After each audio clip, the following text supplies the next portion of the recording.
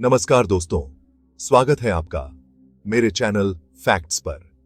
मैं हूं आपका होस्ट आकाश विश्वास। आज हम बात करेंगे एक ऐसे विषय पर जो आपको अंदर तक हिलाकर रख देगा। क्या आपने कभी सोचा है कि जब किसी इंसान पर भूत प्रेत का साया हो तो उसका क्या हाल होता है, और जब उस साये को भगाने के लिए ओझा प्रथा का सहारा लिया जाता है तो क्या क्या खतरनाक परिणाम हो सकते हैं। आज हम जानेंगे कुछ ऐसी सच्ची घटनाओं के बारे में जहां ओझा प्रथा ने कई मासूम जिंदगियों को छीन लिया।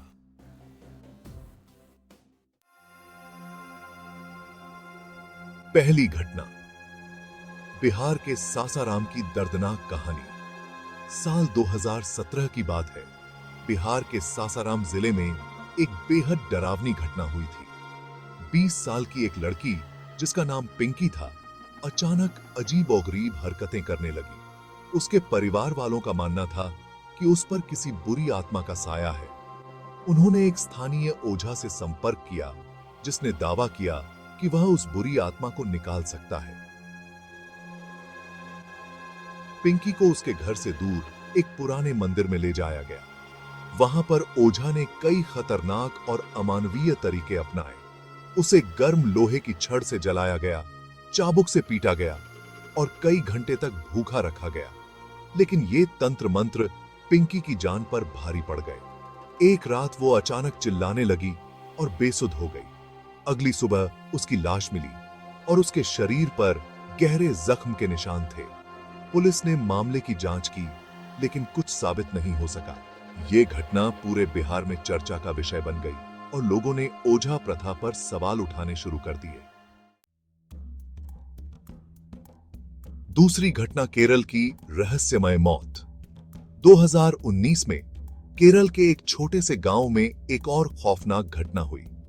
इस बार निशाना बनी एक 32 वर्षीय महिला जिसका नाम लक्ष्मी था। उसे अचानक ऐसा महसूस होने लगा कि कोई बुरी शक्ति उसके साथ है। उसके परिवार ने तुरंत एक ओझा को बुलाया जिसने दावा किया कि वह उस शक्ति को नियंत्रित कर सकता है। लक्ष्मी को रात के समय एक गहरे जंगल में ले जाया गया जहां पर ओझा ने काले जादू की कई रस्में की। उसे जंजीरों से बांधा गया और कई घंटों तक उस पर अनजाने जादुई मंत्र पढ़े गए। रात के बीच लक्ष्मी की तबीयत बिगड़ने लगी, लेकिन ओझा ने इसे बुरी आत्मा की चाल बताया और रस्में जारी रखीं। ततः लक्ष्मी की मौत हो गई। यह घटना पूरे गांव को झकझोर कर रख देने वाली थी। पोस्टमार्टम रिपोर्ट में भी उसकी मौत का कोई ठोस कारण नहीं मिला, जिससे यह और भी रहस्यमय हो गई।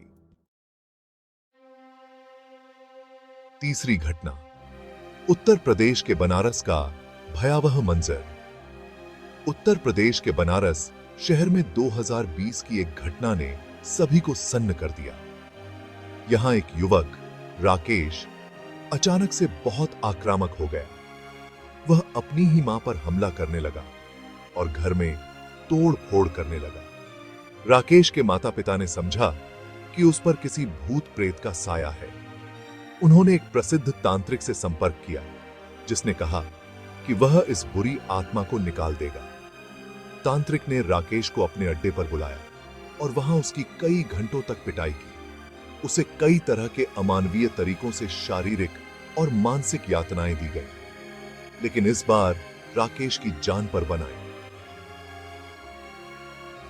इस प्रक्रिया के दौरान राकेश की हालत इतनी बिगड़ गई कि उसे अस्पताल ले जाना पड़ा, लेकिन वह नहीं बच सका। राकेश की मौत ने सभी को यह सोचने पर मजबूर कर दिया कि क्या सच में भूत प्रेत होते हैं या यह सिर्फ इंसानी वहम और अंधविश्वास का नतीजा है।